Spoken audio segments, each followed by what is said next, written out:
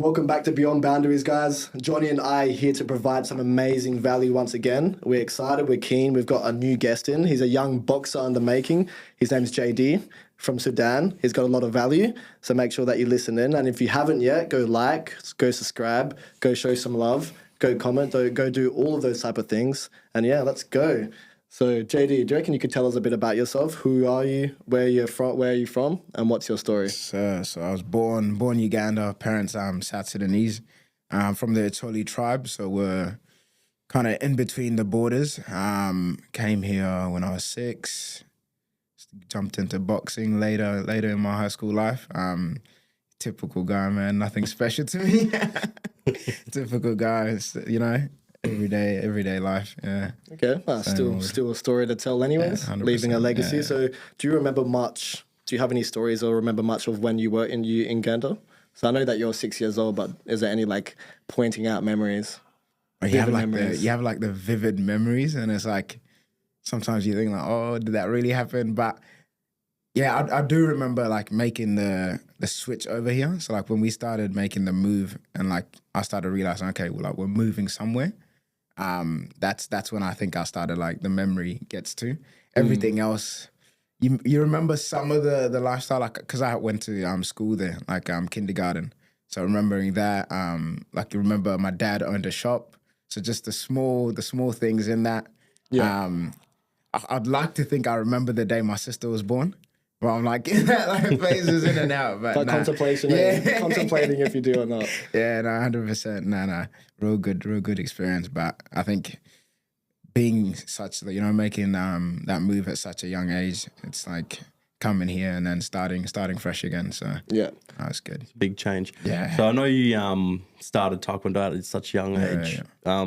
What made you get into that, and who did you do it with, or like what inspired you?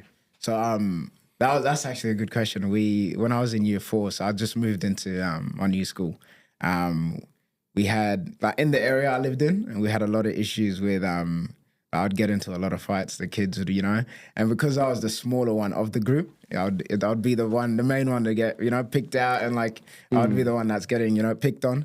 I think it was one experience that kind of changed it all. It was at school when I had like, because I had surgery when I was young, and one of the kids like stepped on my stomach, and then it got, like, ambulance was called, so it got really concerning for my parents. Like, okay, like they can't really, they can't really control these things that happen outside of the house. My dad took the initiative to like, okay, let's why don't we try this? Or why don't you? It wasn't really my idea, Yeah. One of the kids I went to school with, my close mate now actually, his dad was the instructor. And they started them off from a young age. So they got me and my little brother into it, and we did it, because you're doing it with a classmate, his dad. So it was a good experience. It wasn't really, there was no motivation at that age, It's just like, okay, like, dad told me to do it, I'll do it, Why not? And do you think it was also because you're like respecting the family last name? Because I know that, you and your family moved from Uganda to here, and that story of them being resilient and coming to a new country, a Western culture, do you think you're always like, okay, they've done a lot for me, they're looking after me, I'm going to respect their name? Yeah, 100%. Do you reckon that was like a main motivator for you? 100%. I think my parents were real big, because like every ethnic parent, it was more like, defend yourself, like don't let this happen.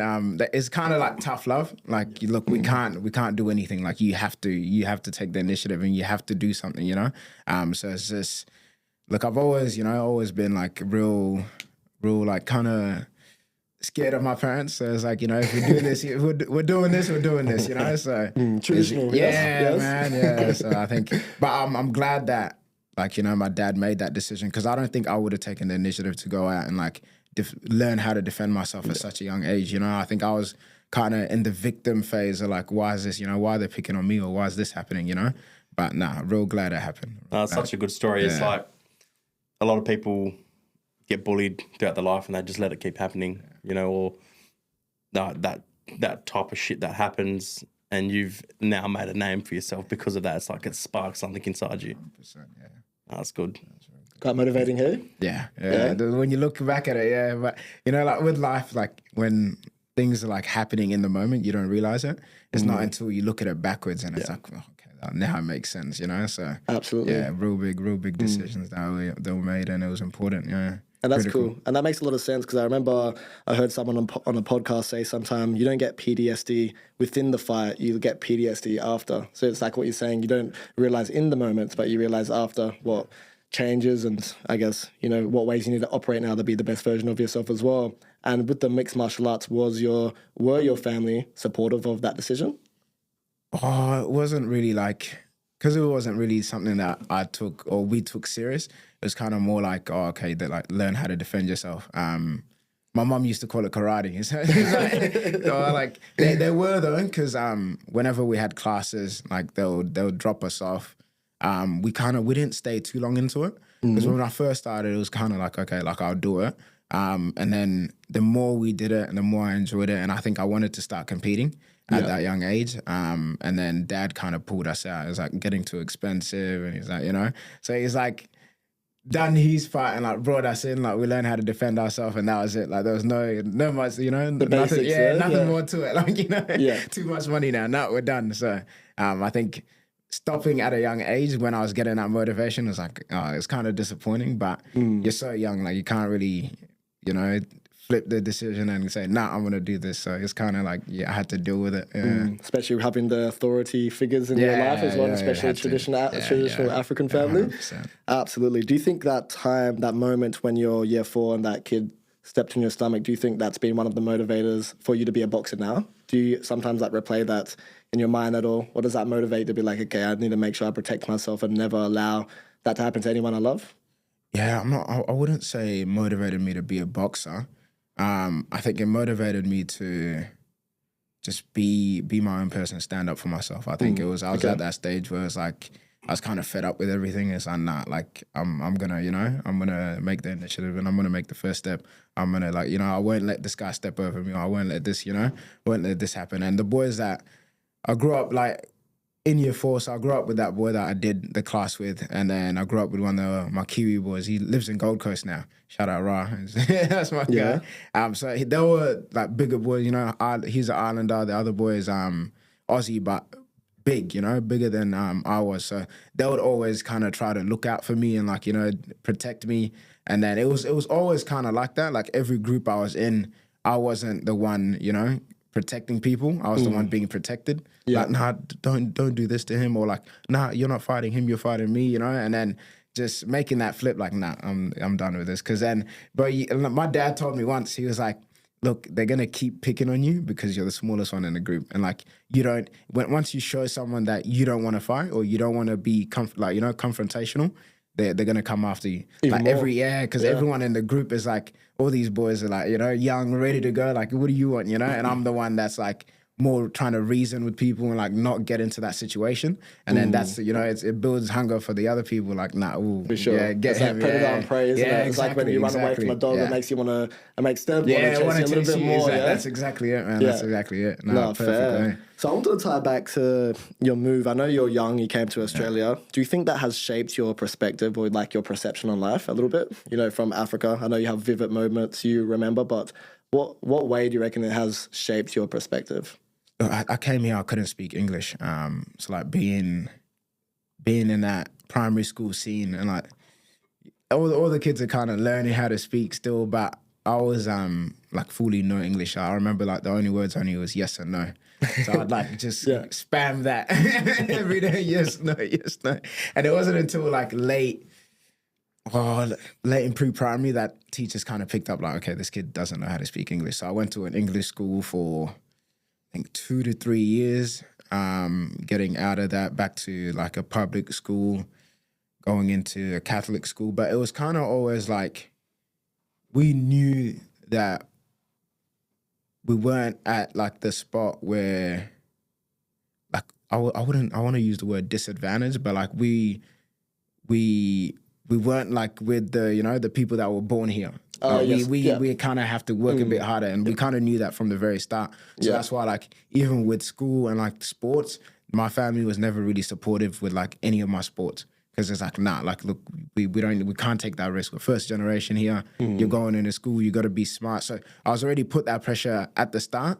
Like, nah, you got to be smart. Report cards, you know, every ethnic family, report cards are really strict. Nah, like, so you value that education so much, and you value like, nah, okay. And then you start to realize as you grow that, okay, like the pressure's on you. Like you gotta push for it. You gotta make it out, because like you're the first one here. Yeah. And I think it's still like I've come a long way from when I first came here, and like I'm more used to the lifestyle here now. Like Aussie now, full on. But like just realizing, like sometimes I have to look back and I'm like I wasn't born here. Like I came, and like I think when I tell some people that, like I wasn't born here, it's like it's a surprise to them.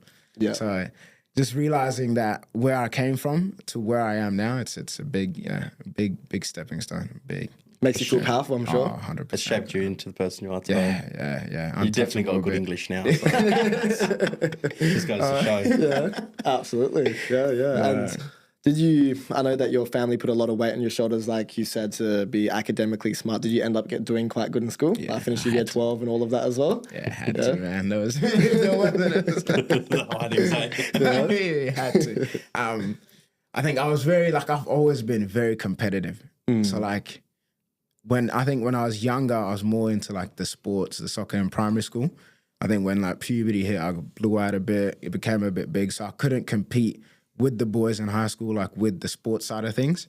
But in the classroom, I'm very competitive. Oh, what would you get on this test? Or would you, when it comes to that, I'm like, yeah. Like you might beat me this time, but nah, I'm gonna make sure I study. I'm gonna, So if it starts, like, it's just always competition for me, and I think that's what I was never really like in like early stages of high school. I was never really like the academic type. You get the kids that are like, try hard, get home. I was just like, oh, I kind of have to do this. So I'll get by. And it wasn't until I had to prove someone wrong, then it's like, oh, okay, like let's rock and roll now. Yeah, let's go now. So whenever that like competition aspect was put onto me, or like someone was like, saw me lower or didn't, expect much from me, then it's like, yeah, okay, now we're gonna prove a point and we've got to get to it. So I think that's my main drive for like the academics in high school was a big one. I think moving schools, moving to Swan Valley. I think in Mercy, I stopped in year 9, because I was with a lot of more ethnic boys. We weren't like, we're kind of in the same mindset, soccer, sports. So I wasn't really I was kind of dragged away from academics. I did have moments where it's like, look, like you got really big potential. Why don't you just like, study? I remember there was this teacher once that would actually like move me from like all the boys and like make me sit with the girls. Like, nah, you can do better than you actually can. And I never took it serious. I'm like, why does she want better for me if I don't? And it wasn't until I moved to this new school, and it was a different setting. Like, wasn't as much like ethnic boys around me. It was more, and it was very strict. So I think straight away I had some teachers that were like, you get the teachers that like kind of despise you and like they don't think highly of you, and it's like, so I think everyone already had that seeing like, okay, like you're not really the brightest, so we don't expect much from you. And then that's when it was like, yeah, okay, I'm pushing for this. Like, jumped in the ATAR pathway, finished with that waste and everything. So I'm like full on got it done. So I can say I did it. Moving to school was a blessing though, mate. Yeah, 100%. What were you like in school, Johnny? Do you have good grades? Nah, definitely not, bro. Like, yeah, school for me, I don't know how to explain it. I wanted to be there, but I didn't want to be there. So I'd always wag, fucking start fights. I went to smoking weed with uni or smoking weed as well back then, like wagging school. I went to BCC, Belgium Community College, got kicked out of there in year 8. You went to Garraween after? I was a little shit, but between BCC and Garraween, I went to like a behaviour centre in Balga. So Balga Senior High School, they have like a program there for like kids that can't be in mainstream schools. Because I'm a little shit. So I went there for like a year, and then I moved to Garraween. When I first moved to Garraween, I was like, head down, work. Because I met a girl there as well, and I was just like, work. Then we broke up, and then after that, it was just like, wagging, fucking started fights again, and then I got expelled from Garraween. Oh, man. But the thing I learned from it, bro, is like school's good and all, but I left in year 11 at the age of 16 and went straight into a full-time job. From the age of 16, I was working, paying for everything myself. My mum wasn't buying me new clothes or new jocks and socks and shit, like I was doing it all myself. in that way, that's what taught me how to be a man instead of going through school, finishing school. Like, you know, not saying that people that do finish school aren't, like shown the ropes of the outside world, but I'm glad I got into it early. You know? That's good. Yeah, that sounds motivating. And I think the link to what you're saying as well, and exactly what both of you are saying, adversity builds men. Yeah, 100%. And I think sometimes you have to prove people wrong to link to what you're saying as well. When you said, hey, I want to be the best version of myself and I want to show my teachers and the people, my peers, that I can be great. And I think sometimes people say don't prove people wrong, but I think that's the worst thing you can tell someone, because it's like, it's technically saying don't be motivated to be the greatest version of yourself. Don't tell yourself that you want to be the greatest, right? But yeah, I like that. And you said that you played soccer. Were you playing soccer at school, or was that for like more team outside, like a club? No, it was mostly school, because so Mercy College was a soccer school. So we had like, our main thing was the soccer academy. So like moving there, straight away got into that, and like raised African home. Like, soccer's the main, you know, football's main thing. That's all we, you know, that's all we know. So like growing up, just playing that, got into it. I liked it because Mercy like had the schooling type of aspect, so I didn't have to go outside to kind of do it, because my parents wouldn't let me. So like, so that's the thing. Like the one thing with me with sports, like even soccer, when I wanted to play, it would be like, who's gonna pay for it then? You know, like who's gonna? And like you kind of at the moment you don't understand it. And it's like, well, you know, why aren't they doing this? Like all the other kids are playing. Like they're letting, you know, my friends playing for a club, you know, and I never played for a soccer club outside of school until I started making my own money and like paying for my own fees. And then, so like no one ever paid for sporting fees. As you get older, but you look back and you realize, oh damn, this is why. Yeah, like in the moment, it's just you're a bit selfish. You know, you're a kid and you're like, you know, oh, they're just being mean, and it's like, But now, like you look back and it's like, damn, like it's, you know, really understandable as to why. Sports here is expensive too. Yeah, adds up. Huh? When I was younger, I played soccer for like 4 years for Bauga Soccer Club. And then I moved to football, played that for 4 years for Ballajura Football Club. And then, just started doing dumb shit and left. That's how it is, eh? But I love that. I love the story.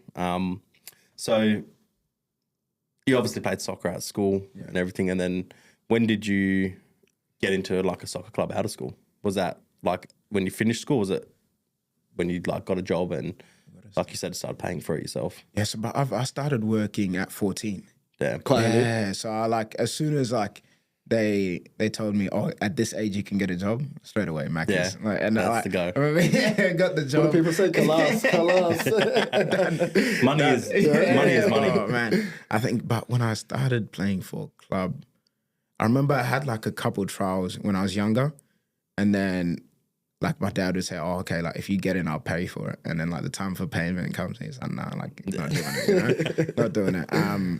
I think it wasn't towards the end of high school, man, where I think I had that bit of time and I had a bit more money that I started, okay, like I'll do this.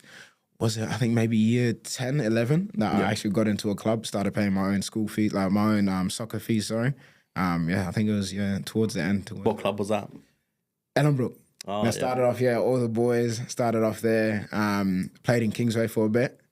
And then the last club I was at was Armadale. Like playing there with the boys there, but it was too much trying to like balance that and soccer and boxing. Sorry, and I was like, nah, I'm done.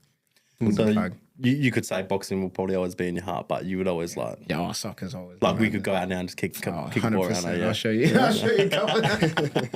Nah, like it stayed with me. Like even now, like you see me training with soccer jerseys, or like, you know, I'm still watching the sport. Yeah, still love it. You never lose the love for the sport, eh? No way. Is that the boxing club you said you'll be wearing your soccer jerseys? Yeah, 100%. I love it, man. I love it. I think it's like the culture of it. Like you can't take that away. Yeah, like, soccer's just, it's different. Yeah, absolutely. Different. And to touch into parents as well, I think sometimes as parents, it makes me want to evaluate how I'm going to raise my kids, because sometimes I think we shelter our children sometimes too much because, you know, we want to protect them the best way we can. Yeah. But I appreciate what your father did and what your mother did too, the perspective they had, and they wanted to lead you down a better path and wanted a great future for yourself. And you're definitely moving towards that, which is quite honourable and doing quite a bit for yourself. So I wanted to ask, what was the shift between soccer and wanting to go to boxing? Like, what motivated you? Did you have like a favorite boxer? Did you get called down from a friend? Did you just like always like it? Or So, I always like I had the little like thought of like, oh, maybe I should try this, because I was kind of done with soccer. I wasn't like the thing with me. If I'm like, even if I'm not good at it, I'll work. Like I'll be the hardest work, and like hardest work on the pitch. I'm still, if I'm not the most technical like soccer player or the fastest, I'm still working. So I think it got to that phase where it's like, oh, it's getting, it's getting like I was losing love for soccer a bit. Yeah. And then I had a groin injury, so that was like it was painful playing. I couldn't play a full game, so like took a break. And at the times I worked in Coles Midland. So this is good story, man. Coles Midland. I had this one guy, and his name is Martin, but Martin and I'd always see him come through, and he always same bike, same you see that guy that's just like. Nah. He's actually Equatorian, so like Kakwa, like different tribe though, but same type of thing, and he would never say a word to me, and it was like at the start, I was like, this guy's kind of odd, like Sus. Yeah. So like I worked at Coles for ages, and then I still had that thought like I want to start boxing, I want to start this. Then I seen like a Snapchat of one of the guys I had on Snap, and he was actually he ended up like representing WA as well, a national boxer. It's pretty big. So Emmanuel MK, that's what my coach's little brother. Oh, MK? Yeah, MK. So I seen MK snap, and his brother, because I didn't know Funo then, so I didn't know his brother. He's like, oh, my brother just opened a gym in Midland. I searched it up, and it's like around the corner. I'm like, okay, like I might, maybe, like I interested me straight away. Yeah. I'm like, nah, I'm gonna go check it out. And I think at the start, like all the boys were already in there, because I came like maybe a month or two late. From like when they opened, all the boys are already in there, and I'm like trying to catch up and like not really serious about it, like just learning. I just want to try it out.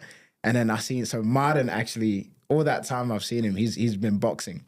So he used to box at Cubans, and then he started boxing at our gym.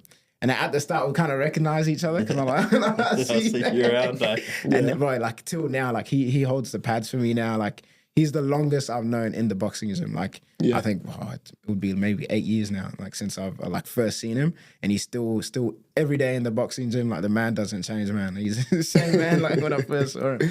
So it's crazy story that started off something so small world, man, and then bang, like just into there.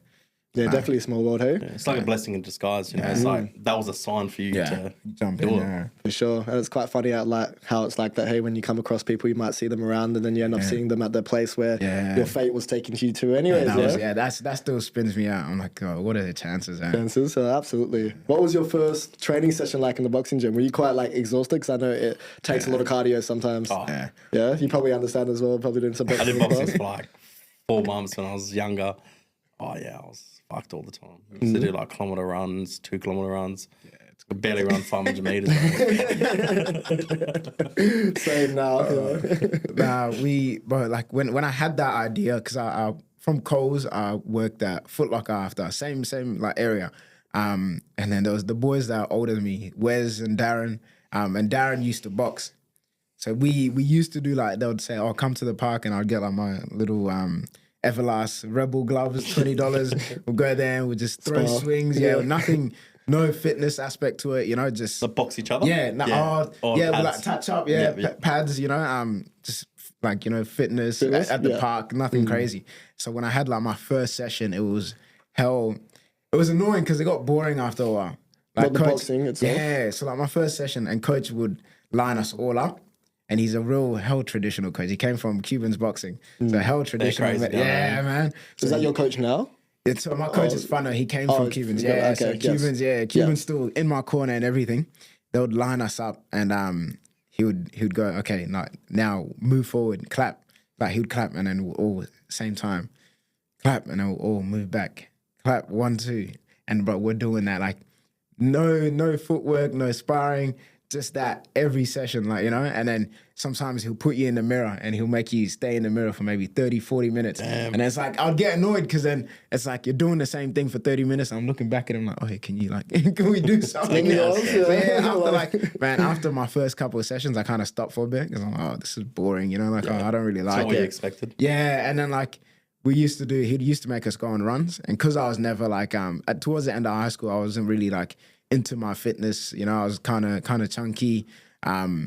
Anything that like required cardio, and like running with the boys and all that. I was like, nah, like it wasn't my thing because I'd either come last or, you know, made fun of or something, you know. But my first run with them and I like stitched, gassed out, and these boys are like, they're fit, man. Like, you know, one of the boys I train with now, he's actually like in high school and like proper runner, cross country, you know, like top 3 in the state. So like, I'm running with boys like that and I'm not even, you know. But they were real supportive. The good thing is like, because I was used to like dropping off and like being laughed at, like, oh, what are you doing? Like, you know, you're slow.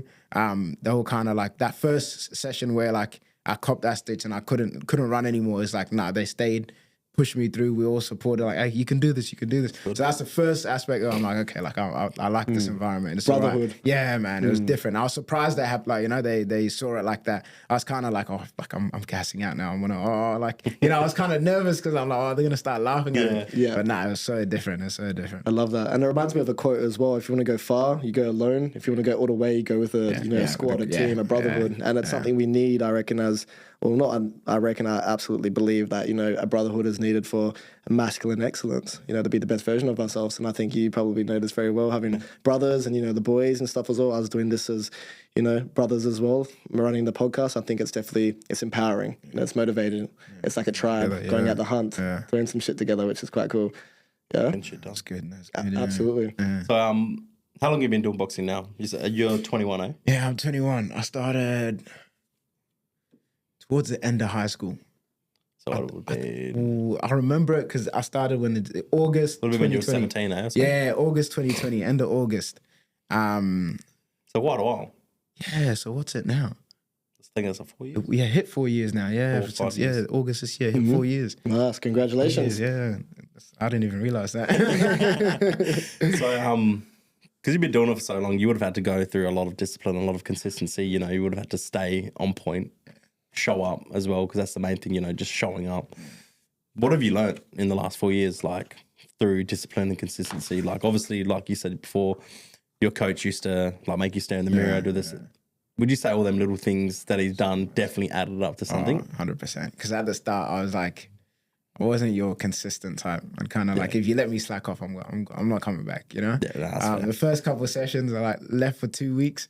And then, but I didn't think much of it. I like walked back in the gym, and then like coach was like, "Oh, what do you like?" Took me outside, and I just full on like, you know, like lectured me. So I was like, "What's this guy's problem?" Yeah, you know? Absolutely. Yeah. Like I think at the start, like I didn't really like. I was kind of like, "Oh, he's just talking," because I only boxed for like started off a week or two, and he would be like, "Oh, like I see potential," you know. So I was like, "Oh, like, you know, mediocre. He just wants me here. Wants me to keep paying." Didn't think much of it. Preconceived idea at the time. But then it was like it got to the point where like there was a fear of not coming to training because I knew he would like get at me if I come in or miss a day. So I had a phase like the first 2 years I was proper scared of missing training. So you'd always make sure you show up. Oh man, like after work, I'd make sure and if I can't show up, I'll message him straight away, like, oh, I can't come training tonight.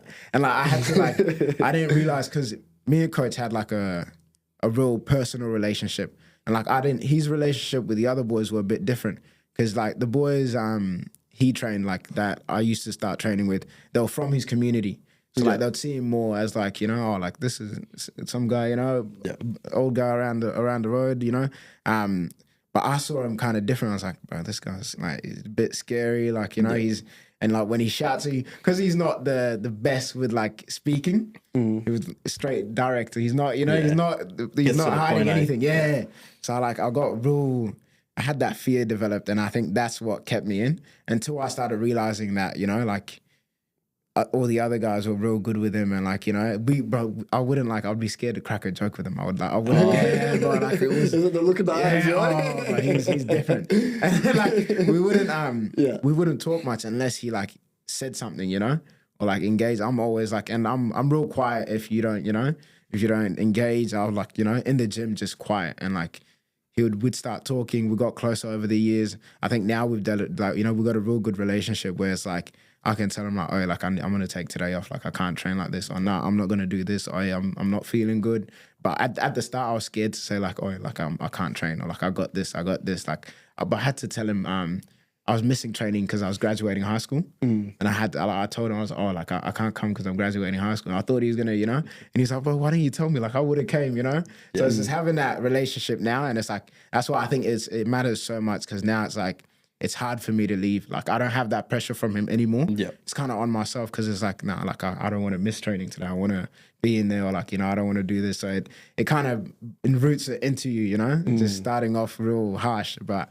Nah, it matters 100%. You create that relationship where now it makes you want to go to training. Yeah, 100%. And I could say this as well. When I was boxing, the coaches, they don't care about your payment. Yeah. The thing is, they want you there because it's not like they need you. They want you there because they want to see you change. They want to see you become the person that, you know, you wanted to be when you first joined up. Yeah. And that's the best thing about being in like a boxing gym or like, you know, starting out boxing is they're like an older brother to you, you know, they're there to like hold you and make sure you keep stepping forward and there's no excuses, just keep going.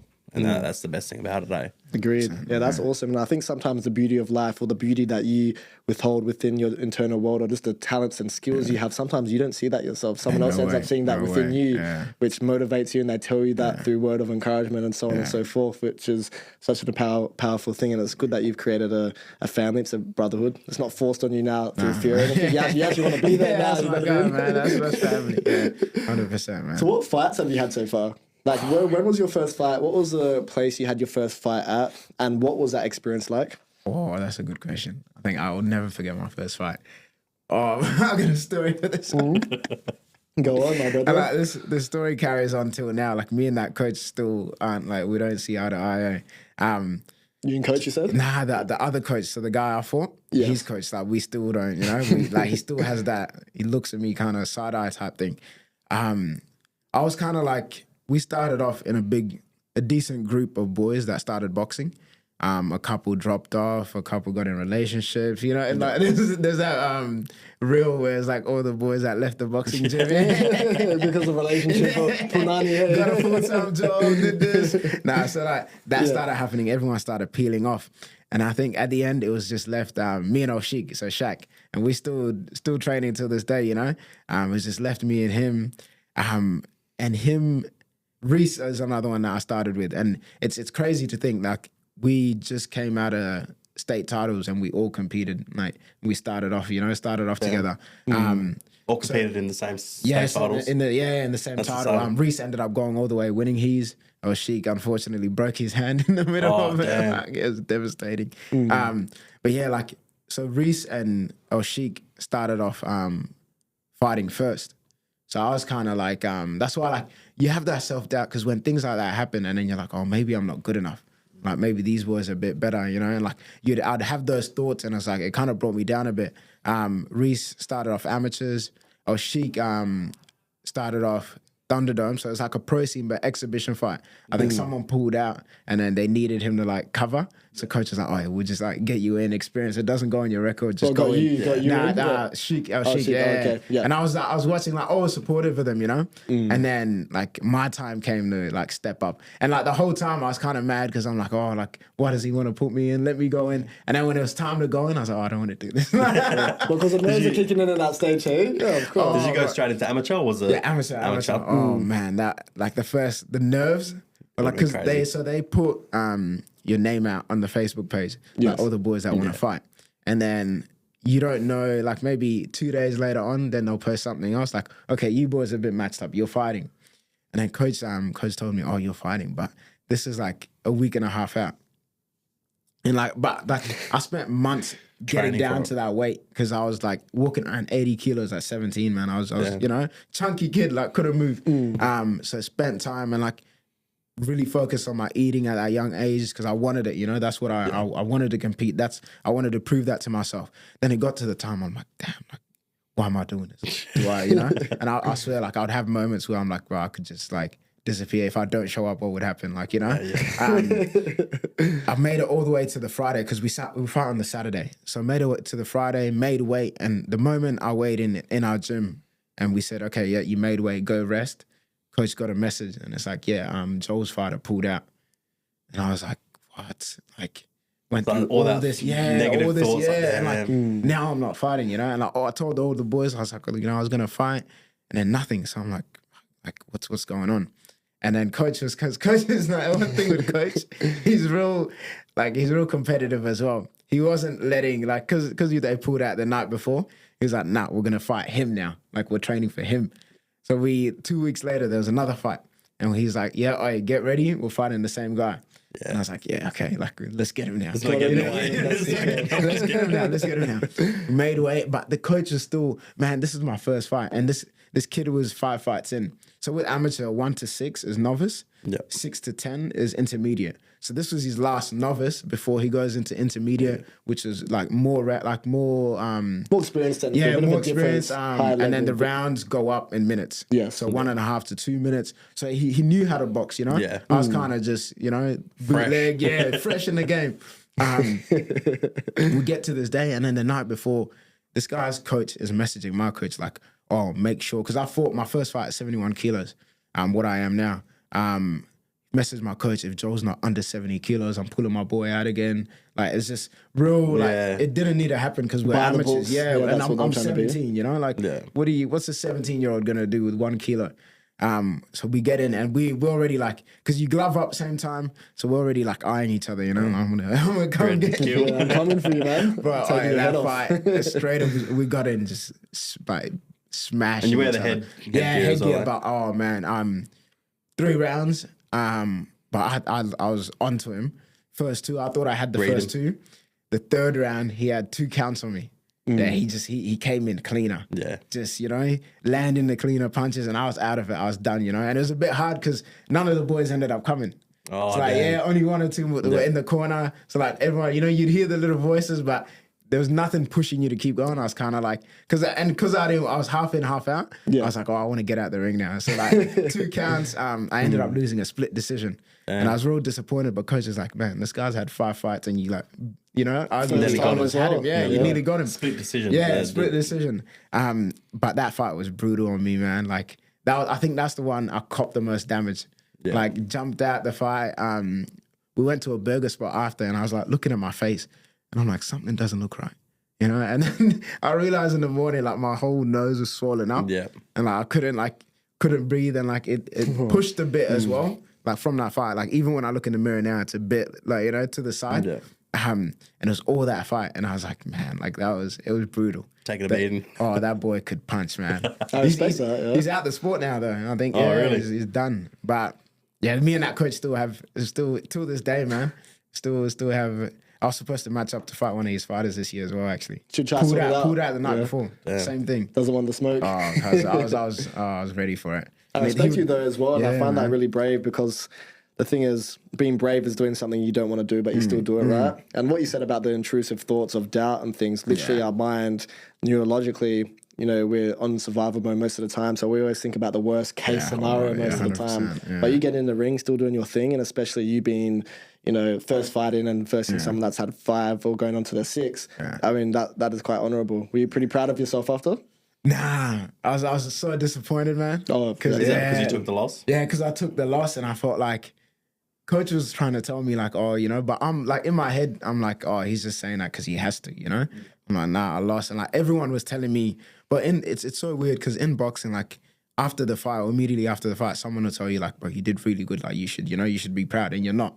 Because you're like, nah, I didn't win yet. Nah, you're just talking, all this. It's not until like, man, 2 days after that, like I watched back the fight, and I'm like, oh, okay, like that was really good. And then I messaged coach 2 nights after that as well. And I was like, oh, like I'm real sorry, like I was held down and like, about it. And I'm like, oh, thank you for everything. Like, it was a proper message, first message to him, And it was like, he was like, bro, like you did really well, like you should, and you don't realize in the moment, even until now, like I have fights where like I'll go down and like lose the decision, and I'm like, nah, okay. Like, and then you don't realize till maybe 2 days after you look back at it. But it's hard to like, when you're so big on like self-criticism and like, making sure everything's perfect, and it's never going to be, Exactly. But you're always going to criticize yourself, even though, you've done so much already, So I think that's the big thing with me learning how to like just be proud of myself sometimes and look back and like you've done a lot, you know. You showed up. That's the first thing. that's That what a lot of matters, people don't. Literally, a lot of Yeah. people. That's your split second or split shift and mindset of not going as well. Yeah. And stepping in the ring is not an easy thing. I haven't done that yet, but I've done like gym shows and things like that as well in Muay Thai, which is all the gyms coming together, inspiring boys from the different gyms. And even that was quite nerve-wracking. Only having like 60, 70 people there, not a whole. Right, you know what I mean? It's just like you know what I Go mean? into a whole different world. It's Like, different, man. when you, Like, could you explain when you step into that ring, what goes through your mind? Is it like trying to remember everything that you've been taught, or is it just like, nah, because but with me, I almost forget everything. yeah, so Yeah, it's because it's like in the morning, like I'll be like at the start of my fights, I'd kind of forget that I know how to box. Yeah. I'd kind of be like, oh, what do I do? what in do I this? do? Like, I'm How do I thinking, throw a yeah, what punch? am I gonna do when this happens or this happens? And then like you get so in your head, but once you step in there, like I was my first maybe 4 or 5 fights, I wasn't really ever dialed in. You could see like I was always on edge, and like I'd listen, like you'd hear stuff in the crowd. Like my first fight, before the 8 count, I remember this like clear. One of the, I think it was his dad, shouted out, "Get him!" Like I'm remembering that's that the For the And then- opposing side. Oh, yeah, for the remembering opposing- that. And like, I used to hear stuff like that here in the crowd. And then it wasn't until like 7th fight that now like I'll block out every single voice, my coaches, and then like one of my mates that like coaches me sometimes, his voice that will stand out and I'll be like, okay, like I just heard him. But everything else is just you're in a whole different so world. dialed in. Yeah, to it's like, you're not fight. even on earth. It's Tunnel different. vision. That's Man, crazy. it's different. But yeah, just developing that was so helpful. And like once I get in the ring, it's just, okay, like it's time to go. Like, let's go, let's Time do to it. grind everything that you've been working for. let's It's do right it. here, Yeah, right now. 100%. Changes a Respectable. lot. Changes a lot. now. Quick question, because you're boxing obviously, and we know what's coming up tomorrow. Mike Tyson versus Jake Paul. What's your like? I was just like talking about it with one of my mates. I was like, I'm still not convinced it's like they're going in to hurt each other. Yeah. Like there has to be like some money talk behind some it or something. background, some contract issue that like, because this guy's old, man. Like, Yeah. I don't know. I think like when it comes down to proper fighting, I think there's some stuff that just like with power, so like they say you're born with it, or like you just, some is natural. Yeah. And I think Tyson is natural. Like you see Evander Holyfield when he was hitting the bag like at an old age, and you can still hear the power. So I think he's still got that power. Probably a bit, much slower, not the Less same. stamina. Yeah. But that's the thing. It's like, I don't know if Jake Paul is gonna go in there and try to take his head off, because it's like, He's actually quite good though. Jake Yeah, Paul. It's not that's too what I bad. mean, Yeah, like, yeah, it's- yeah. He's an upcoming boxer and he's Yeah. trained for it. A lot of Absolutely. people sit back and go, Jake Paul's just a fucking nah, you gotta give him YouTuber." his respect. He'll Give him he'll the flog respect. a couple people, man. Yeah, for sure. I've seen him with like some of his training and stuff. He actually knows what he's doing now. It's not too bad. 100%. And he had the balls to fight Tommy Fury. Yeah, Yeah. All the people saying, fight a real boxer. And he did. And he lost, but he took the L. he took you know? it, And he took it to he's the chin. bouncing back. Yeah. Nah, it'll be good. I need to watch that. Yeah. I'm definitely going to watch it. sure, yeah. You don't know who's going to win. Like it. And then contracts and paperwork, it's all behind closed doors. So Yeah, that's you what don't I know mean. what's So going like, on. we don't know what's actually going on. They could take be it for like, what it it is. could be all entertainment purposes and like Exactly. money. Oh, it's so hard to tell. I don't think they're actually gonna. I don't go think out Mike and- Tyson will bring himself down to that. Who knows? But I think there's a money aspect of it, 100%. Oh, 100%. Yeah. they'll definitely be getting paid millions. Yeah. That's the thing. Oh, without a doubt. I'm going for Mike Tyson. That's for sure. But I think if Jake still wins, I'm going to respect him for it as Yeah, well. But I think there's 100%. also a good chance If he wins, Jake might end up actually winning, to be honest, just because of his 100%, age. yeah. That would be crazy, bro. That will make headlines everywhere. Mike Tyson, the best. Yeah, they're gonna milk the that. world. They're gonna They'll milk it hard, bro. milk it, man. Jake Every Paul will article. never let it Yeah. down too. It's crazy. Oh. So, JD, how many fights have you had so far? But I just I checked last week and I was like, whoa. I thought people would ask me this year and I was like, okay, maybe 20, 21, 25 now, 25 mark, Oh, 14, wow. 14 Yeah, wins, yeah. 11 losses. I think so. It's 25 in this will be my second full boxing season. The first couple of years is like towards the end, like last month of competing. So like I'd say 3 full boxing seasons, 25 fights. And so last year was hectic, man. You're telling us before, yeah. Like 11 fights. I think 11 fights last year, 11 or 12. And like, man, I had days like weeks where this was the most hectic. I had Super 8, my first national tournament. That was 3 days in a row. So Friday, Saturday, Sunday, and you weigh in each Back-to-back day. fights. Yeah, back to back. Win or lose, you know? Damn. So 3 days, 3 fights. The week after, we had to fly to Karratha up north for the regional show. We fought there at 65 kilos. We flew back the weekend after with state titles. Now it's 2 fights, 2 days. So like just that was That's crazy. It burnt me out. Man. Oh, I can imagine. But What, resilience. especially having to lose the weight so quick and put it back on, like. But I couldn't put it back on. That's the thing. With the Super 8s, I remember because we weighed in Friday, and that was the toughest one. It was hard to make that. Then I fought, and like I think that day I only had. It's so hard to remember it fully because I was cooked. I fought. Yeah. I normally fight 67. Like last year I was fighting 67, and I had to make that cut back to 63.5 kilos. Yes, that's to crazy. to get into the tournament. That's the only spot that I had left. So I got into that. That day I only ate I think watermelon, strawberries. Got into the fight. Yeah, got in the fight. It wasn't until the Sunday that I could properly eat. And then the week after, we knew we were going Karratha. I think I had that night. I slacked off. Next morning, picking it back up, back into training. So that you couldn't. I didn't get the chance to slack off, and it trained me really good because like I was 19 doing that, and it's like bro, like Body mentally struggles, like especially with like not being able to eat what you want when you want. man, Like I couldn't get up in the morning sometimes. My knuckles are like. I can imagine. And the thing is, we're so conditioned to eat like food as well. Like, we have such an abundance here in the Western culture, being able to cut off those body sensations and those mental conditions we have towards wanting to have something that we have often, right? So cutting that off. That's true, yeah. What was that like mentally?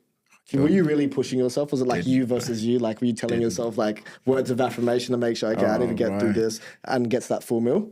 Right, like I told you before, I was like a chubby kid. So like I always like there was nobody that restricted my eating. Like that wasn't a thing for me. And then when I got into boxing, it was like at the start it was alright because I was like, okay, like I got to do this, and I was a bit younger, so the weight was coming off easier. It wasn't until maybe last year that I started having like real issues, and like I'm like, nah, I don't want to do this because like it got too personal. Like I can like with training, bro. I can train every day. I'll come training. Like I don't care. I can give you 2 hours of my day and I can train. But it's the issue I had with boxing still followed me home. Like it won't let me eat this. It won't let me eat. I had, bro. It was. I had that beef with boxing, man. And like I had issues with weight, and like by my coach, I think I've had maybe 10 lectures with weight. Like. You gotta stop eating this. You gotta stop eating this. And I remember, I think he's a bit traumatized. We had golden gloves last year, and it was a really good opportunity for me. Only 3 in the weight, and like I had it coming off a really good year. I was the favorite to win it, you know. So all I had to do, make the weight, go fight. And the coach was telling me the whole week, he's like, bro, make the weight. Let's go get this belt. You know, it's an easy thing. Golden gloves are pretty good. Absolutely. Yeah. And like I had a little break. Because I think my last fight last year, States, was July. I didn't make nationals last year, so I had maybe 3-4 months where I just blew up, man. Like it went up from 67. I added 10 kilos in that time, and then it was time for golden gloves. And coach was like, "Oh, you want to do it?" I was like, "Yeah, let's jump back in," because I just came off a loss, so I'm still. And it was a controversial loss, you know. And that fight was whoever wins it goes nationals. And the guy I was fighting was, he's had maybe 60 fights, like represented the state, represented Australia. He was the youth national champion. So like, but I went in and I'll say it now. I still think I won that. I still, you know, and when we meet now, I still, you know, I still think I won that fully. So coming off that loss, and it's like, nah, like now I'm gonna, you know, I'm kind of mad. Nah, we're doing golden gloves. Yeah, we're giving it a shot.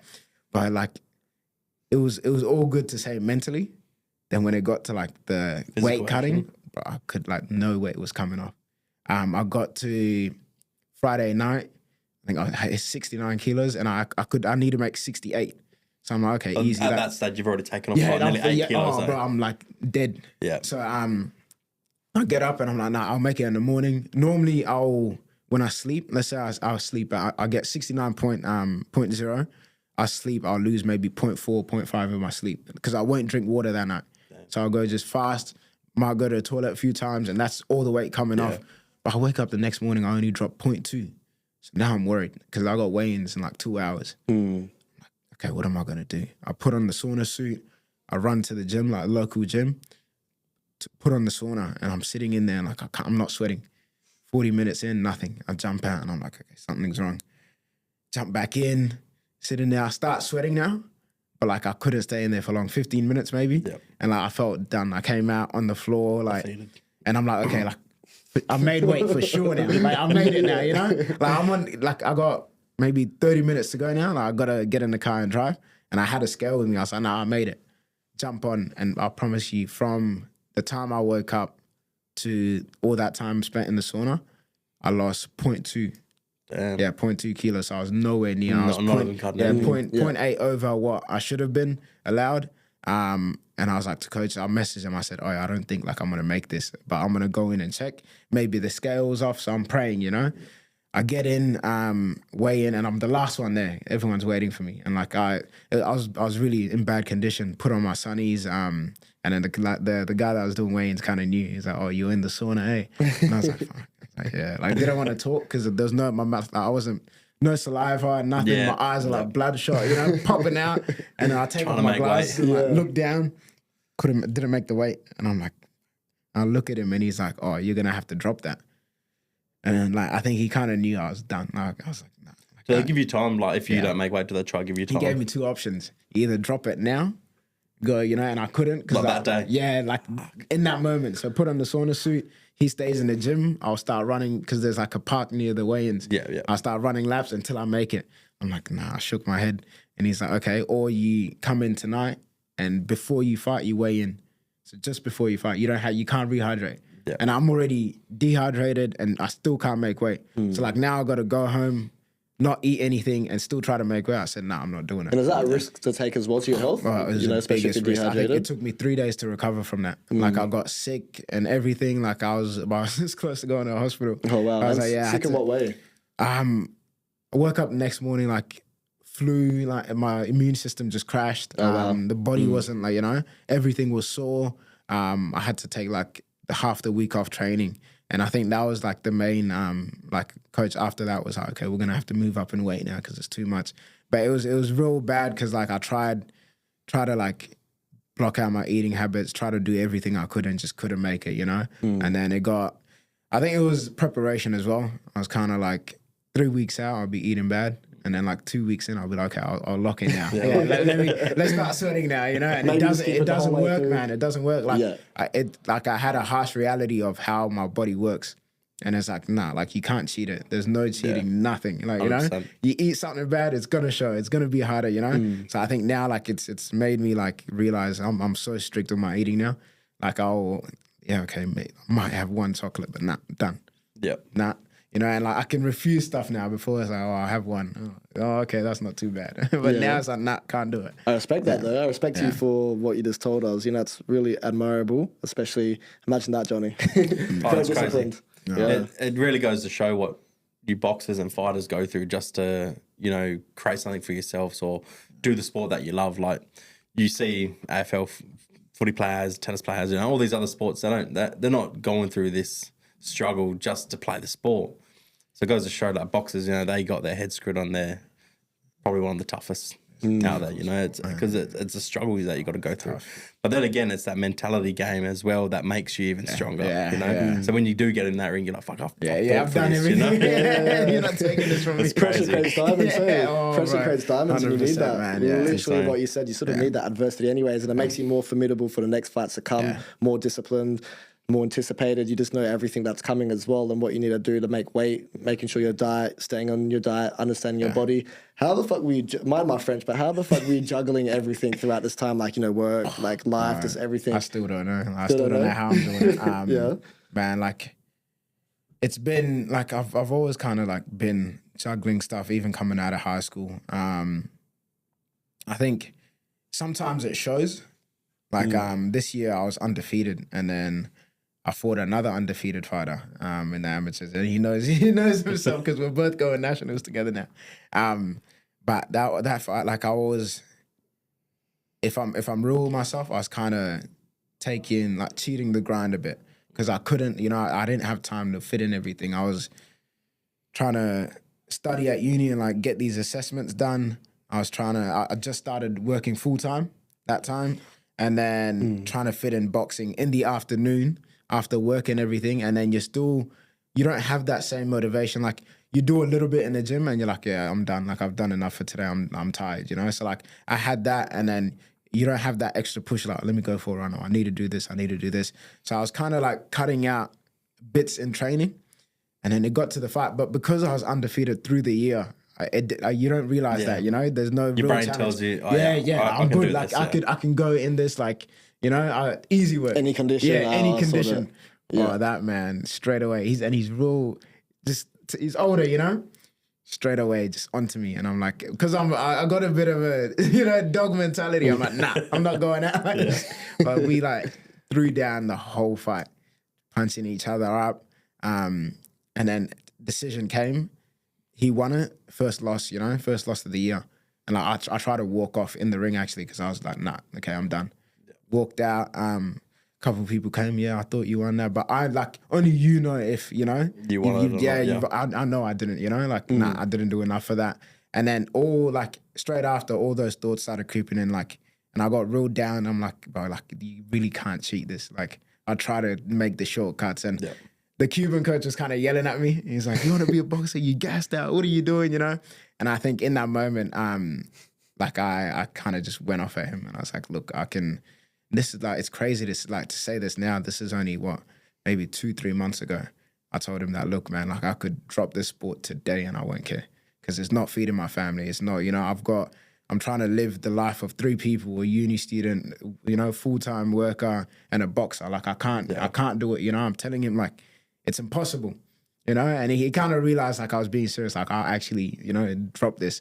And he's like, no, like you still got time. And at that time, I wasn't going to do state titles. So I wasn't interested in nationals, wasn't interested in anything. I just kind of wanted to take the year off. I talked to coach. I said, oh, I don't want to do this anymore, you know? He kind of said, look, nah, it's too late. You know, that's where the fear came back in, because I got so used to just saying, nah, like if I don't want to do it, I'm not doing it, you know? And like that fear came back with coach, because he's like, he took me out. He said, nah, like, he said, bro, you can go away for the weekend, go party, go, you know, enjoy your weekend. But Monday you're back in here and we're working for state titles. I think he knew I didn't want to. So the Monday I came back, we're still kind of in the air. And he asked me if I wanted to do it, and I said no. And he was kind of waiting for me to come to him and say, let's do it. So that weekend, the girls were fighting for a competition. And he's like, oh, can you come down and like help me, you know? Because I didn't want to box, you know? I was out of it. I'm like, nah, I've done enough this year. Yeah. So I came in. And then like, some of the coaches, oh, you're doing states. Some of, you know, people boxing, you're doing states. I'm like, nah, you know? And then it's like, in the moment, like seeing the girls fight, and then I grabbed coach. I was like, oh, yeah, like, should we do it? And he's like, yeah, let's send it. And then like, what are the chances? Like I wanted to like hang it up for the year, and then now like pushed all the way through and going nationals now. Like you never know what's ahead. And I think that's like a reality check for me still. Like it's like, damn, bro, I wanted to like kind of just hang this up and just stop this a couple months ago, and then now like, you know, look where it's at. Here you are. And reality, and that's awesome. And I think that's why we always need a mentor. Because a mentor, sometimes we might get irrational, emotional, a lot going on. And especially like you said, you're juggling so many different things at once. Sometimes you just need someone to pull your head in a little bit, or tell you some things, give you some word of encouragement. Because most of the time we're giving ourselves the pat on the back, right? Yeah. As well, we have to, it's you versus you. When you wake up in the mirror, you see that person in the mirror. That's the person that you're against sometimes. But sometimes you need someone in the outer world, and the physical, to be able to be like, hey, let's do this. You got this. I believe in you. That's true. Yeah. So how are you feeling for your national fight coming up as well? Like, how have you been preparing, and you excited? Oh man, like I said, I've been saying on my Instagram, I feel like John Wick when they killed his dog. Like, nobody's I don't like. I think everyone's kind of noted it as well, because like you could see the change, like from 2-3 months ago, where I was like, I'm like not really keen on boxing, you know. And then went back in and for states. So we did states again. I won the semis, went through to the finals, and I was fighting the same guy I just lost to. But this time I'm like, nah, we're not gonna bang with him, because I can outbox him. I know I can outbox him. How did fight? I think one of my best performances that night. Like I felt like I did everything right. I was onto it. And even at the end, I think he came to me and said, oh, you had me, man. I was like, yeah. We went into the decision. And I think there was no doubt in my mind. I'm like, nah, that belt is mine. I'm the state champion. I'm the best at 71. No one's, and then he ended up getting this decision, 3-2 split. Ooh, So close. 3 judges to him, 2 to me. And I had a point deducted during the fight. So that was ultimately the end. the decision. Yeah, it cost me. And I was like, damn. But I felt like, I was like, nah, like they took that away from me. Yeah.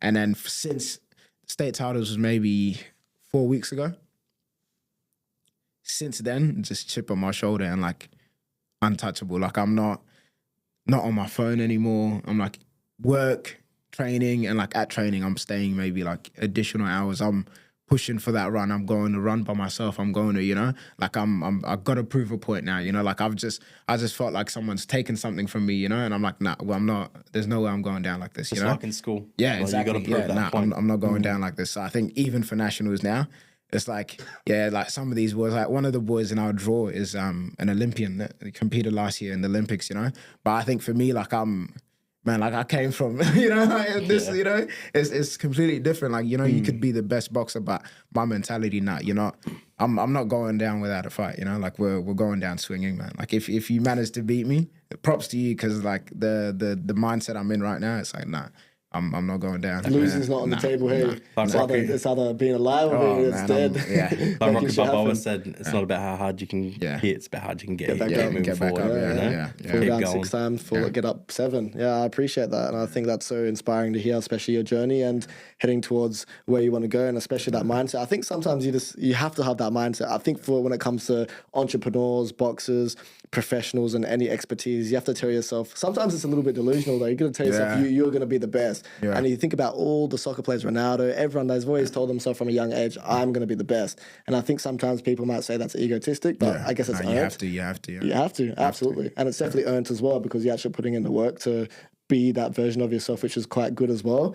So I've got a question for you. What are your long-term goals in boxing? And do you have any inspirations outside of boxing, like to be a coach or like a trainer for people, a mentor, something like that? It's a very good question, man. That's a question I've never been able to answer. Okay.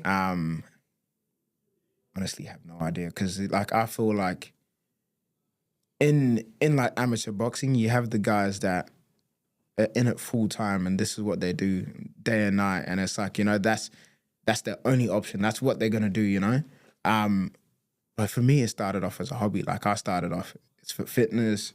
I'm trying to lose weight, I'm trying to maybe put a bit of muscles. The boys respect me a bit more, I'm trying to show up, show I'm not to be played with. Yeah. It wasn't really for the. But when I started boxing, I never thought of myself as being going to the state champion or going to nationals, because it wasn't. It was out of reach for me. It's like, no, like come on, like I'm not. That's not my thing. Like I praise the people that went there. Like, oh, you guys are doing your thing. I don't know, man. Like my mom hates it. Like I told her like I was going nationals, going Canberra. She's like, why do you like this for? You're hurting yourself, I'm like, Sounds like my mom. Yeah, But but like, why are you gonna punch each other in the head? My mum as well. Oh, you don't want head conditions and you don't want to risk But look, like I feel like part of me sometimes I'm like, look, I could send this all the way, because I know I'm like, I think like I've got. It sounds a bit cocky now, but like once you've gone through that and you build that confidence, like at the start I wouldn't believe myself, I think now I know I got what it takes to send it all the way. Like if I want to push, like but that's the thing though. I want to have that option. I want to be able to. I don't want it to just be the one-time thing. Like that's why sometimes even when like I lose the titles or like I lose this, I say no, you guys can have it, because this ain't my life. Like this ain't And like it may look like it from a social media standpoint, like, oh, this guy's just all boxing. Like, nah, it's not. I want to have that option to be like, all right, like I'm good enough to send it all the way, and if I want to send it all the way, I can. But I'm also, I got options that if I don't, I can hang it up now, because you boys have the spotlight. You guys have this, and then I hang it up. I'll go look after my family. Got a career path I'm chasing. Get my degree. I have these options, and I think that's the main thing for me in life is having an option, not being just I have to do this. Yeah, I have to do this, and this is all I can do, because you're gonna crash. I love boxing once. Sometimes I hated it. I wanted to quit 2 months ago, and if this was the only option I had, like imagine what would do. Oh, for that would sure. do to your head mentally. So just having that option, I think that's a big thing. I could do it all the way. I might not. Well, we'll see what the future holds, man. I think my Go with the flow. my coach won't let me stop it. Yeah, right, he won't. But It's like a family now, but bro, again, like in the man. boxing gym, Yeah. it's not just like people that you know. It's more like connections. But like you said, go with the flow. I think like now I'm just working hard. There's no expectations. There's no like I have to reach this. I have to do this. I have to win nationals. You know, I'm just like I'm working hard, and nobody can outwork me. But at the end of the day, it's like it's up to God. It's up to what. I can't plan out my life, man. I can't, you know. It's like whatever happens, Step by happens. step, brother. I'll work hard and let the rest. And what's you know, meant to happen will happen. Yeah, exactly. That's it. That's it. And what is your coach's name again? Funner. That's the right one. The main man. You'll definitely have to send him the podcast after. yeah, So I'll for tell him sure. I say what's going on. Yeah. JJ here. And if you were to look back at your younger self now, through everything that you've been doing for yourself, being a boxer, doing about 20 plus fights, going to nationals now, what would you tell your younger self that was just getting into boxing? That's it. But anything like I would tell myself then, I wouldn't even believe myself then. I'd say, no, this guy's just talking. Like the same thing, because my coach said the same. Like it's crazy now because he kind of told me all this. Because you're gonna represent this, you're gonna represent the state, you're gonna go to nationals, and like every time I'd because I was always more about like praising the boxers that at that stage. So I told coach, I said, oh, this guy's at nationals, and coach wouldn't really praise him. He'd be like, well, you're getting there soon. So you knew you had the potential. Yeah, from coach, from the dot. start. So, but it's just that belief in myself. I think now it's just what's really changed is being my own person at that age, like just starting off. I think I wasn't really as like doing stuff by myself or like solo. I kind of thought I needed people, or like I needed this person to do this. And I think it's not until now like I can look back and tell my younger self like, bro, you could drop everyone else and like keep your family in, and you can push through. Like you can do this, and just that building that self belief at a young age. I think that would have taken me further. It would have done something to me as a kid, but. Everything worked out, as it should. So I think, now I was like, everything worked out. So I'm happy to hear. I'm happy, yeah. Yeah, that's great. That's great. You're going to become a boxer sometime, Johnny, now? Are you I've always inspired? wanted to. Like, when I was younger, like I Get him in said, the ring. I boxed for competitive boxing in Malaga. This was years ago. I used to go there all the time, and that was like a little family when I was going there. Yeah. And I learned a lot, but I also didn't have like the self-belief, I didn't, am I going to make it? Am I going to do this? So slowly dropped out, but I've always stuck with boxing. Like, I got a bag at home. I'll box that, I'm like, me and my brothers were like self-taught in somewhat way, obviously not like professionally taught, but on the street. we know how to throw down, which is a good thing, growing up with three brothers, bro, it's crazy. Like you're literally punching on all the time. Oh, I can imagine. Insane. And that's where I've learnt from. But when I was young, I always wanted to be a boxer. But like I said, my mum's, why are you going to punch each other's heads in? That's woman for feminine energy, protective, nurturing type of vibe. Yeah, mine was bagger boxing. When I was younger, on and off in bagger They got boxing some for good quite a few boxers years. coming out there as well. Shout out my boys, Devin, Dennis. They're all heading to Is this nationals with as Sean well. or is this more with Joe? Is it Joe? Joe, Fazio. So Joe Fazio's old him. Yes. So Rick's the coach now. Sean, I was more with Sean. Yeah, Nashi. He's actually cornering me for nationals. Oh, is it? Yeah, so I spoke to him, like kind of brought him to the side. I said, "Oh, coach is not going to make it because he's got to prepare for his fight." Yeah. So I'm like, "Oh, coach kind of requested you to be in my corner, and he's happy to jump along, man. Like I think he's a real OG of the game, like he's IQ up there. So I'm real excited having him in the corner and like getting in there. Yeah, I love his style as well because his style's like more like long. He doesn't. That's the one thing I like about him. Yeah, you don't get hurt. You're not in there to bang down. You're there to smart. outsmart each other. So he's a real good one. Yeah. Rather than Joe Fazio's, his is more like, can't say that completely because I haven't done that in a while. But I remember walking past his class when Sean and Joe were in the same class, or they were using the same facility, 2 different classes at once, and his was more like throwing like more close, like Mike Tyson style. That's how they fight. That's how them boys. Yeah. Well, I was fighting heaps about that. That's they can throw down. Yeah. It's more slugging, it's more close. They're not to be contact. played with, man. Yeah. That's for sure. Nah, good boys. For sure. So we definitely got to the last questions now. I called them the fun questions. I thought it'd be a good fun for us as well. This is I guess you could say it's a fun question, but what is your why? Bit of a motivation question. Like, what gets you up in the morning? Like, what motivates you? Like, is there like a pinpoint on like what gets you up in the morning? Is it family? Is it coach? Is it just like a future legacy for yourself? What is those like main points you would say that creates your why to get up in the morning? To do the shit that you do and the things that you're doing, juggling everything at once and being the man that you are? I think my family, like my mother, my little brother, I think what we've been through as a family is like very different. So I think, and like it's a lot of weight on my shoulders because it's like, you know, I can ultimately like flip the switch. But I think I like having that pressure is good as well.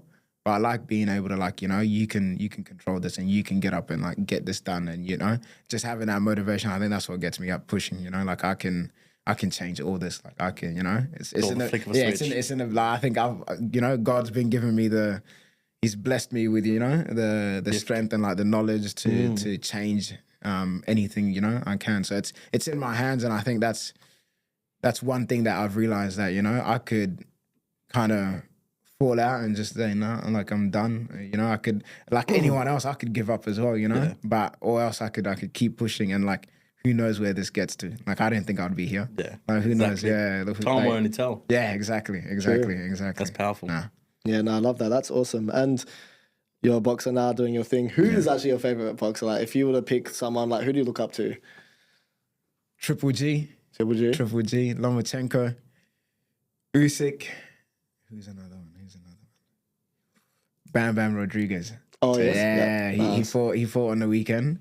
Oh, he's nice. So that's your top three then? Yeah, I like, bro, these, Triple G is not as shifty, but he's one not to play with. Like, there's no one that can say they walk down Triple G. Like, he's coming at you. Like, he's, no matter what, you can hit him, he's coming at you. Yeah. Lomachenko and, you know, Bam Bam, I think it's just the IQ. Technical. Man. Like, it's not. Yeah, I'm a real, like, if I'm watching boxing or like even watching amateur, if I see like some of these kids that are like just starting off and it's like they know how to move, well, I praise that so much, because it's like it's a dangerous sport. And like, it's so easy to just go in like, man, me and you could stand and we could, you know, like we could bang each other. But it takes so much for someone to be so skillful to get to that point where he can hit you and pivot, one move and he's out, you know, and that's what I think. That's what my style has changed to, like just being that little slick and like having a bit of fun with it, and you know, maybe smiling like, because it does come down to points as well. Yeah, you know? Exactly. So it's like you don't want to take damage where, you know, you're not. It's not necessary, and like we're still very young, so it's like that. All those blows do something, you know. Oh, so, yeah, man. Have you ever got TKO before? Oh no, I've been stopped once, and I'll be a man for saying this. I'll be a man for saying it. Transparency. But I don't. It was an early call, I reckon. But doesn't everyone know? Everyone that's got stopped thinks it's an early call. I think. I don't know. Even watching back the fight now, even coach reckons like that ref was just, I don't know, man. Like, this guy would hit my elbow, and like I think he landed one clean punch where I was like, okay, like that's a count. But in amateurs, I think it's like 3 counts, you're out. And then, so it wasn't like, I wasn't out on my feet. I can say this, I've never been hurt. I've never been out on my feet. Nobody's ever, you know, touched me up and like done me. But yeah, his output was just different that fight. So he's touched me up and then they'll count. I'm like, come on, bro, like give me a chance to fight back. You know, they'll let him press me, maybe 4 punches, and I'll move out and then they'll count. Yeah, so I'm like, you're not even giving me an option to, you know, like, you're not comes down to ref as well. Yeah, he's different. So favorite. Yeah, but I can say, I got stopped before, but it doesn't, you know. Doesn't stop you anyway. But it's not like you're getting getting smashed in the head, and you're like Daisy, or you can't fight back. That's what I'm saying. That's why I'm so big. Decision, I'm good on my feet. I'm not getting touched. That's the confidence, my friend. It's good. I love the energy. If you were to describe yourself with one word, what would that word be? One word. Put me on the spot. Yeah, that's the first time. One word.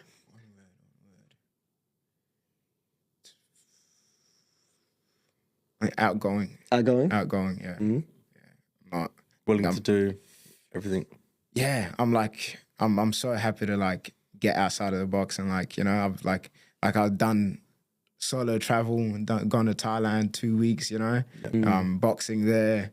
I think just not having, I've never put a limit over my head. Like, that's what I mean. Like, I'm still very young. And like, I think a lot of people use that age to kind of, you know, limit themselves. Like, oh, I'm young, I can't do this. Or like, oh, I can't do this, but nah, not me. Like, I'm going for it. You're not stopping me, man. You're saying that like it goes to show because you do seem so much more mature than your age. Yeah, 100%. Life, man. Life changes you. That was brother. Yeah, 100%. Yeah. Fighting in the ring, Indeed. Adversity building part as well, hey? Yeah, for sure. Yeah, no, that's a good one. It's good that you're working in yourself and you're outgoing. I think that's cool because regardless of the outcome of life or the chaos of life, is still I'm gonna win. What's going on? You're still gonna work. Yeah, like regardless where it be, I think with boxing, school, or you know, like I'm gonna win in something. I'm leaving here with something. It's a good mindset to have, bro. Like absolutely. Back in the day, I used to tell myself always be humble, always you know like not belittle yourself, but like just be humble. But nowadays, I'm more like. Fuck being humble. You gotta be the fucking dog. You gotta be the person that steps up and tells yourself, I can do this and I will do that. I think that's one thing. You start from the bottom, you make it to the top. That's fuck everyone else that says you can't do it. You can't do it. It's I don't care if I flex. I don't care if I do this. It's just like I made it, man. You did I said I was going to do it. That's it, man. But humble enough not to put anyone down. Exactly. You know what I mean? 100%. Mindset being like peaking, like saying you're the man. That's completely fine. Yeah, So the good balance, eh? Right. Yeah, absolutely. That's a real good one. So I just wanted to end on saying, what encouraging words could you give to our audience or people that are doing it tough or maybe even wanting to get into boxing? Or something like that. Do you have any encouraging words that you could give them? Yeah, like a word of encouragement, like church or something, you know? Yeah. Word of encouragement. Look, I think life is tough, man. Like, nobody has it easy. Everyone's got their own battles, and like, it may seem like, you know, you got it hard in this moment. I think one thing that I've realized, like, every hard moment, like, you're gonna come out, like, everything comes to pass. One thing, like, I live by is the saying, this too shall come to pass. So like, no matter, even like if it's a really good moment and like I'm partying with the boys, you know, I'm like, enjoy this moment because this is gonna go. No matter the situation, time will pass, you know? I might be in the gym like out of breath, like, nah, I don't want to do it anymore, like, you know? But it's gonna pass. I'm gonna be in bed in 30 minutes, you know? Let's push, let's get this done. Let's, you know? I think just understanding that it's never the end. When you think it's the end, it's never the end. So keep pushing, you know. Don't be scared to go out there and try what you want. Don't wait for other people's validation. Don't wait for your mate to tell you, oh, let's go do this or let's do you, because you can be the one that, you know.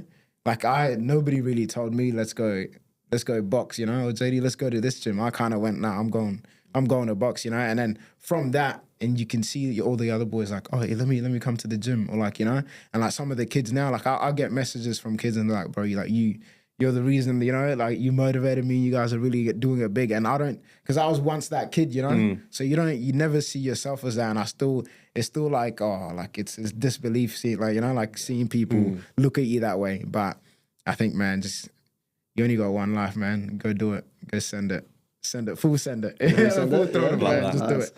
Do it. Yeah. Thank you for sharing. So, yeah, that's technically us for today, guys. Thank you for tuning in. Make sure that you, once again, go like, subscribe, go share, go comment, go show some love as well. I hope you appreciated JD's story. I think it was quite inspiring for Johnny and I. And yeah, God bless you all.